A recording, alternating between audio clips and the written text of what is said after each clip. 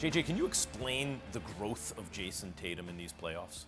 Sure, I look at it as growth throughout this season. To me, he went from a star this season to a superstar. And he's a full-fledged superstar. And what are the things that we look for in a superstar, right? Recognition, of course. First team All-NBA.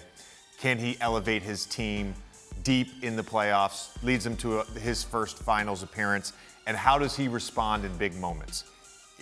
Get down 3-2 in the second round, down 3-2 against Miami Heat in the conference finals. In those 4 games, those 4 elimination games, he averages over 31 a game.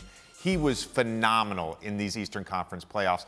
And even better than he was offensively, he was as good or better defensively. Like the two-way brilliance for him. Grew more the two-way brilliance for him is really what was most impressive. So how's that affected? How has his defensive growth affected the Celtics team?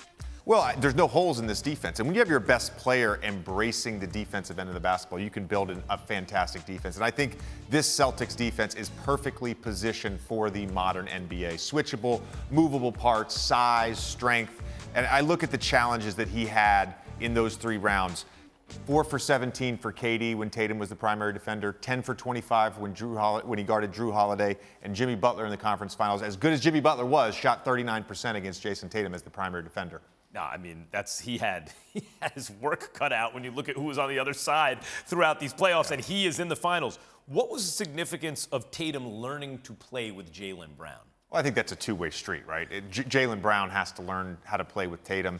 And some of this is one guy's got to be Batman, one guy's got to be Robin, and Tatum is clearly the Robin here. But I mean, it's clearly, Jaylen Brown Weird is clearly Freudian slip. I don't know if you really believe. No, I didn't mean that. But no, and some of it in watching in years past, it felt like a little bit of my turn, your turn type thing. Yeah.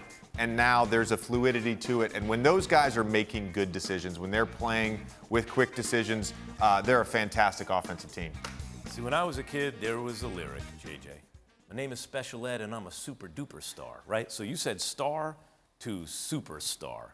But if he wins the NBA Finals, he already won the first Larry Bird trophy for the Eastern Conference Finals. It's perfect, right, Jayson Tatum? If he wins Finals MVP against the favored Warriors, he's a super duper star, isn't he? Does he have the most to gain of anyone in this Finals, Jayson Tatum? I think he does. And I would expect if he wins Finals MVP and the Celtics win the Finals, you're going to see a lot of his face on commercials on this very network over the coming months.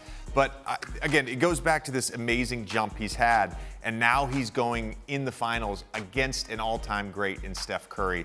This would solidify superstar status going forward for the rest of his career. And what comes with that, of course, is expectations going forward. The fact that we've seen him do what he's done in this playoffs, there's going to be the expectation for the rest of his career, for the rest of his prime, that this is what he can do to elevate a basketball team. Can you be the best player on the best team at the end of the season, right? If Jayson Tatum can already do that, which has Steph done that? If Jayson Tatum can already do that, oh my God. Thanks for watching ESPN on YouTube. For live streaming sports and premium content, subscribe to ESPN+.